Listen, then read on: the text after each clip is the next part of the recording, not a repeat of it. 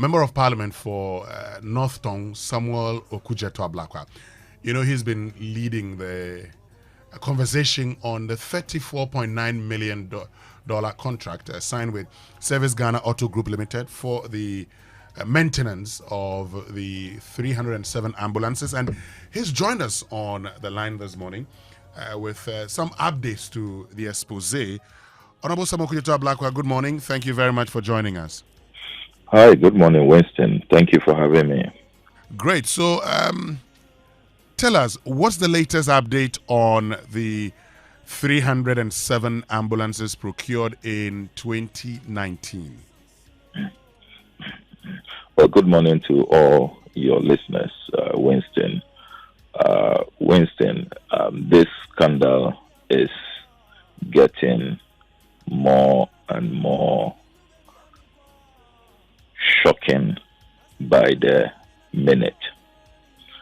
So it has emerged that the very people who masterminded the inflated and unconscionable $34.9 million spare parts deal, a deal which literally means that for each ambulance, the Ghanaian taxpayer is spending $113,000 on one ambulance. We all know that those who masterminded this hurriedly set up a company even after they have been given the ambulances to service. And they were being paid 8 months before they sat to sign a contract. We know how shady and dubious that company, Service Ghana Auto Group Limited, and this is according to the Auditor General, how they engaged in over-invoicing, how the procurement laws of our country were flagrantly violated in their favor. So that was the first episode. The second episode revealed the powerful people behind the whole scheme. We now know that the president's daughter's business associates, business partners, and close associates who put this whole rot together.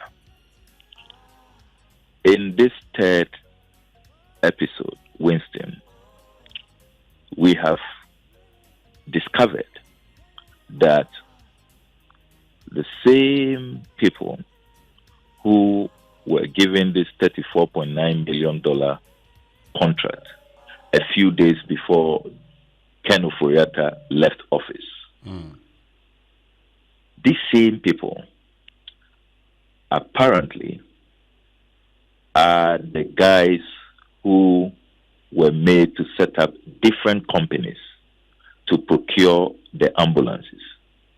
Once again, single-sourced, no regard to the procurement law. Hold on a minute. When you say different companies, explain. I mean, which companies, how many companies? So for the spare parts deal, remember they used Service Ghana Auto Group Limited. You remember that? Yes, I remember that. Now, for the procurement of the ambulances, they didn't use Service Ghana. These are the companies they used. 8 companies. ELOC Consult and Services Limited, Best Engineering Works Limited, Blue Mix Company Limited, Prestige Era Company Limited, RDC Company Limited, Luxury World Auto Group Limited, and Quality Suppliers and Builders Company Limited. Now, interestingly, 6 out of these 8 companies were all formed in 2017, between April and September, when President Akufo-Addo became president, when he was sworn in on the 7th of January 2017. you also discover that some of these companies were hurriedly incorporated, and their principal activity, what they were being formed to do, had nothing to do with importing ambulances, like Beft Engineering Works. You have a company like Prestige Era. Some of them saying they are being incorporated to do road construction, to do engineering, and what have you. None of the 8 companies has a track record in ambulance importation, maintenance, servicing, and what have you. They've never imported ambulances. And to think that companies that have been so hurriedly put together with no links, with no licensing, because to import ambulances and the kind of maintenance regime required and all of that, you will really need not only the expertise, but you need a certain licensing regime. All of that were not followed. Now, it even gets murkier, Winston, when we discover that if you read page 2 of the Auditor General's report, and the last time you spent some time taking listeners through the content of that report. Sure. Now, page 2 of that report says that government officials told the auditors that the value of these 307 ambulances is $54.3 million. You remember that? Yes. $54.3 million. Yes. When you go to page 24, when the Auditor General decided to assess the insurance regime of the ambulances, the Auditor General was told that a unit cost of the ambulance is $80,000. $80,000. When you do the math, you notice that at $80,000 times the 307 ambulances, the value of the ambulances should have been $24,560,000 at $80,000, nowhere near the $54.3 million. So just as you have the inflationary pricing when it comes to the spare part, it was the same modus operandi when these ambulances were being procured. And remember that it is the same modus operandi when they were even servicing that illegal servicing contract, because the Auditor General discovered that they engaged in over-invoicing, which is fraudulent, which is criminal. So you see a pattern very consistently. Any opportunity, they inflate. The Auditor General says that at $80,000, we should have received $24.5 million as the bill. Now, even if you add the 10% insurance premium of that will be $8,000 to the $80,000, the entire amount should not have exceeded $29.7 million, and yet we paid $54.3 million.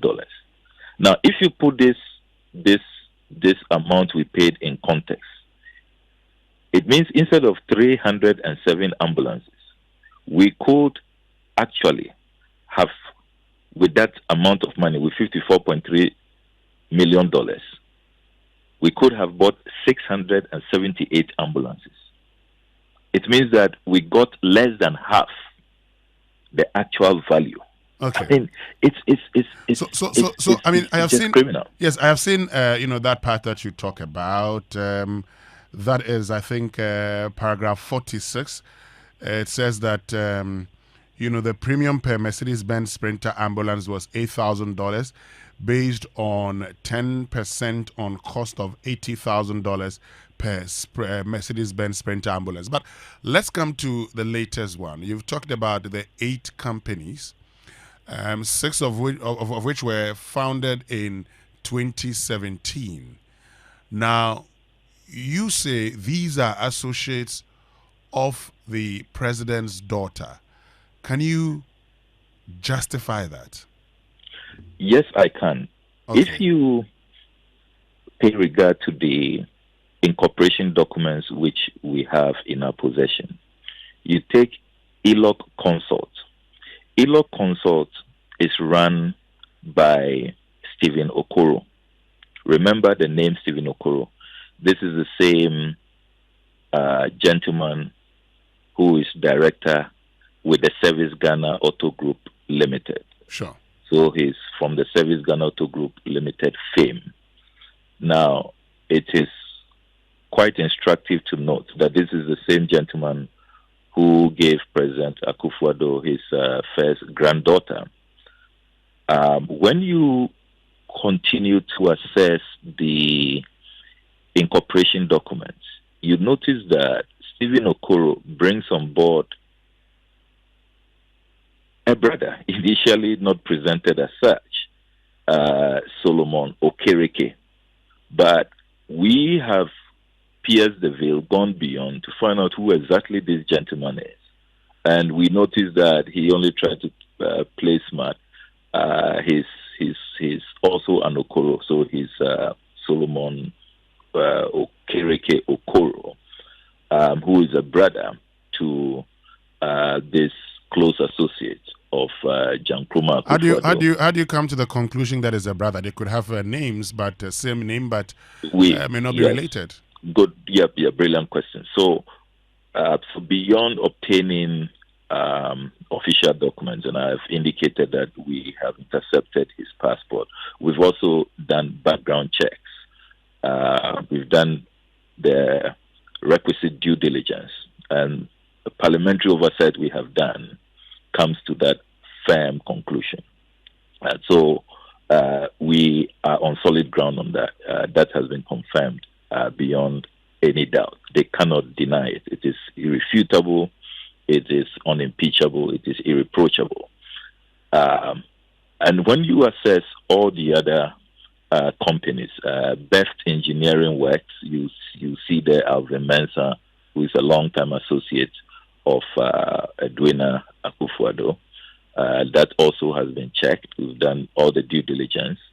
And then you assess all the other companies, Blue Mix, Prestige Era, RDC Company Limited, Luxury World, Quality Supplies and Builders Company Limited. You'll observe that these are subscribers.